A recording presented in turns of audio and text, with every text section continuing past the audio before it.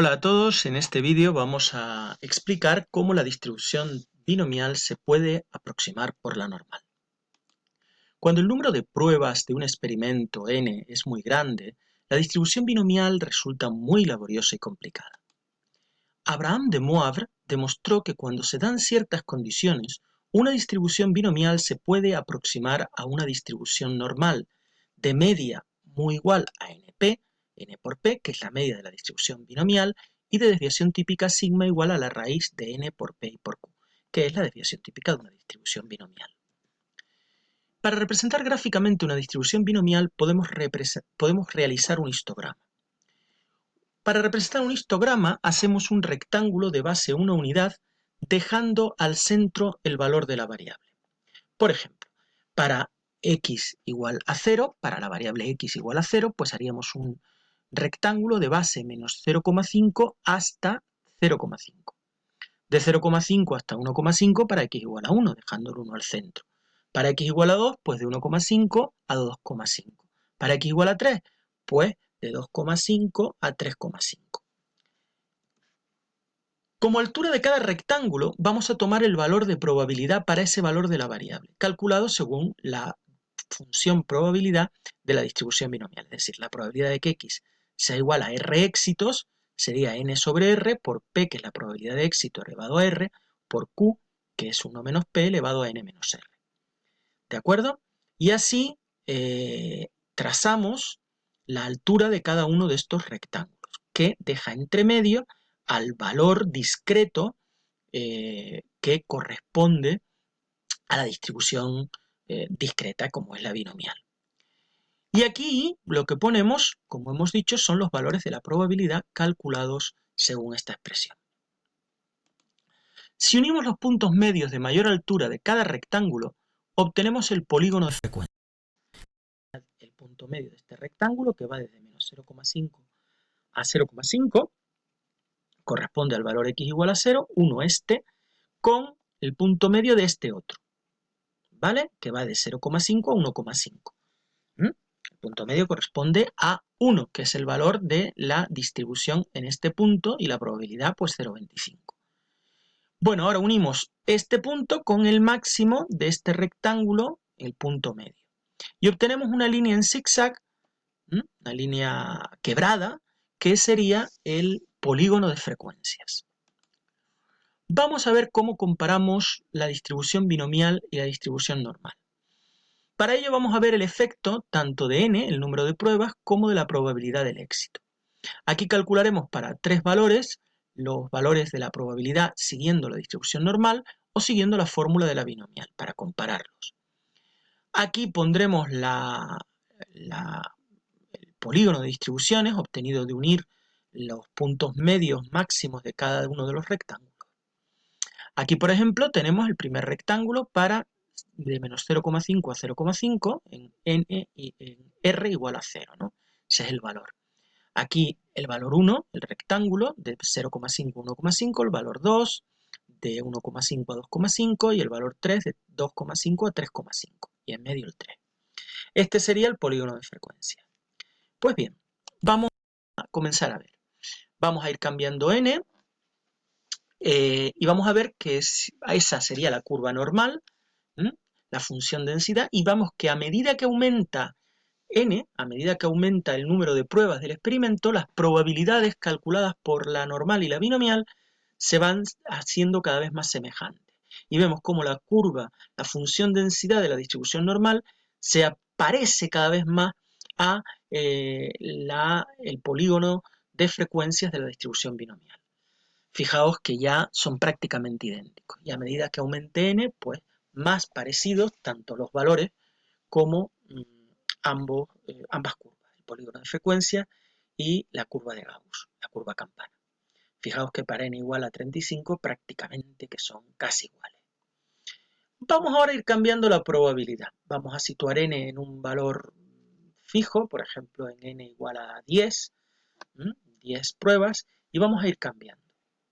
Fíjense que para valores muy bajos de p, muy alejados de 0,5, pues la curva de de la distribución normal no se parece mucho al polígono de frecuencias de la binomial. Estamos dando n igual a 10, vamos a ver, ahí.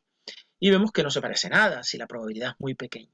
Pero a medida que la probabilidad se va acercando a 0,5 para n fijo, vamos a tener que el polígono de frecuencias y la curva normal se van a parecer cada vez más. ¿De acuerdo? 0,35 ya se parecen mucho, 0,4, 0,45 y 0,5 prácticamente iguales. ¿Qué pasa si yo me voy de fuera de 0,5 para valores mayores? Pues que cada vez vuelve otra vez a alejarse la curva normal de la curva del polígono de frecuencias de la distribución binomial. Fijaos que cada vez que se aleja más p de 0,5, tanto para valores menores como mayores, pues la curva normal se va pareciendo cada vez menos al polígono de distribución de la distribución binomial. Observamos que a medida que aumenta el número de pruebas, n, la aproximación de la binomial a la normal va siendo cada vez mejor. A mayor número de pruebas, mayor similitud entre ambas. Y otro factor importante es el valor de la probabilidad del éxito de p. Cuanto más próximo sea p a 0,5, la aproximación es mejor. Cuanto más se diferencie p de 0,5, tanto para arriba como para abajo, la aproximación va a ser peor. En general, la aproximación es posible para valores de n mayor que 10 cuando se cumplen las siguientes condiciones llamadas condiciones de Moivre. N por P mayor que 5 y N por Q mayor que 5. Estas condiciones también se llaman condiciones de paso. Si se cumplen estas dos condiciones, suponemos que podremos coger y aproximar una distribución binomial por su correspondiente normal. Vamos a ver cómo resolveríamos un problema. Primero, deberíamos de ver si la aproximación de la binomial a la normal es posible. Para eso, n por p mayor que 5 y n por q mayor que 5. Esto os recuerdo que se hace nada más para valores de n mayores que 10. Para valores menores no se suele hacer. Segundo, ¿a qué normal aproximo? Pues aproximo a una normal que tenga como media el valor de la media de la distribución binomial y como desviación típica la desviación típica de la binomial. Es decir, mu igual a n por p y desviación típica raíz de n por p y por q. Y por último, esta sería la aproximación de una distribución binomial np a una normal de media n por p y desviación típica raíz de npq. Y por último, no debemos de olvidar que la distribución binomial es una distribución de variable discreta, sin embargo la distribución normal es una distribución de variable aleatoria continua. ¿Qué significa eso? Pues que hay que corregir porque las probabilidades puntuales en una distribución binomial no valen 0. Sin embargo, en una distribución normal, sí. Para eso hay que hacer la llamada corrección de continuidad o corrección de Yates, que consiste en sumar o restar según convenga 0,5 de tal manera de que el valor quede incluido en el intervalo de la distribución normal dentro, si está el igual, y si no está, pues quede excluido. De todas formas, en este vídeo no vamos a hacer la corrección de Yates. Os lo digo simplemente para que lo sepáis, que debería de hacerse. Pero para simplificar no la vamos a hacer. Bien, vamos a ver un problema. Dice que en una empresa que fabrica microcircuitos se ha comprobado que el 10% son defectuosos. Si se compra un paquete de 300 microcircuitos procedentes de la fábrica, determinar, apartado A, el número esperado de microcircuitos no defectuosos. Evidentemente, nuestra variable aleatoria sería el número de microcircuitos no defectuosos. Fijaos que aquí me da la probabilidad de defectuoso. Luego, la probabilidad de no defectuoso es 1 menos esta probabilidad. 1 menos 0,10, que es 0,9. Entonces, tengo una binomial 300, 0,9 y me dice el número esperado. Acordaos de cuando vimos el tema de la binomial que el número esperado es la esperanza matemática o la media, que es igual a n por p. Es decir, 300 por 0,9 sería 270 microcircuitos de 300 se espera que no sean defectuosos. Vamos al apartado B. Probabilidad de que se encuentren más de 27 microcircuitos defectuosos. Evidentemente estamos hablando de 300 y 27, más de 27 serían 28, 29, 30, 31 y así hasta 300, es muy largo. Tengo que ver si se puede aproximar a la normal. Vamos a llamar X ahora número de microcircuitos defectuosos, hablamos de aquí de defectuosos, en un paquete de 300. La probabilidad de que el microcircuito sea defectuoso, ahora sí que es el 10%, 0,1, y tenemos una binomial 300, 0,1. Lo primero, ver si se puede hacer la aproximación, es decir, si se cumplen las condiciones de Moivre, las condiciones de paso. N por P es mayor que 5, 300 por 0,1 es 30 y efectivamente 30 es mayor que 5. N por Q, esa se cumple, N por Q es 300 por 1 menos 0,1, recordemos que Q es el suceso contrario a P, 300 por 0,9, 270. ¿Es mayor que 5? Sí, también se cumple. Luego se cumple. Segundo, la binomial se aproximaba a una normal que tuviera como media n por p, la media de la binomial, y como desviación típica raíz de npq.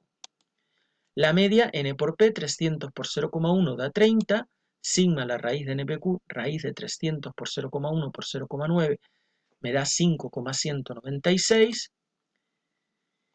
Esta sería mi normal, la normal a la que voy a aproximar esta binomial, que ya vemos que es posible. Bueno, estos dos pasos ya están confirmados, no vamos a hacer la aproximación de Yates, lo hemos dicho, y vamos a ver entonces la probabilidad de que X sea mayor de 27, más de 27 circuitos defectuosos. Para ello tengo que tipifico como X menos mu partido por sigma, eso me da Z mayor que menos 0,58. Recuerden, mayor y un signo menos. El mayor no está en la tabla y el menos tampoco. Como hay dos, pues queda igual a la probabilidad de Z menor de 27. Esta probabilidad, perdón, de 0,58. Esta probabilidad de Z mayor que menos 0,58 es exactamente igual a la probabilidad de Z menor que 0,58. Porque hay dos que cambiar. Me daría 0,719. Bien. Vamos con el segundo apartado. Obviamente en el segundo apartado, como es lo mismo, ya dejamos hecha la comprobar si la aproximación es posible y calcular la media y la desviación típica de la normal a la que vamos a aproximar. No hace falta volverlo a hacer, lo tenemos hecho del apartado anterior. Tipificamos, eso sí, X menos mu partido por sigma, X menos mu partido por sigma. Y ahora, como tengo un intervalo, sería el área mayor, probabilidad de Z menor o igual que 0, menos probabilidad de Z menor o igual que menos 1,92. Los dos con el signo menor o igual, no olvidéis. Esta la puedo buscar directamente en la tabla, que es 0,5, pero esta no, porque es un número negativo. Hago el suceso contrario, 1 menos la probabilidad de Z menor o igual a 1,92, y el problema me daría 0,4726, que sería la probabilidad de que el número de microcircuitos defectuosos estuviese entre 20 y 30. Pues muchas gracias por vuestra atención y nos vemos en una futura ocasión.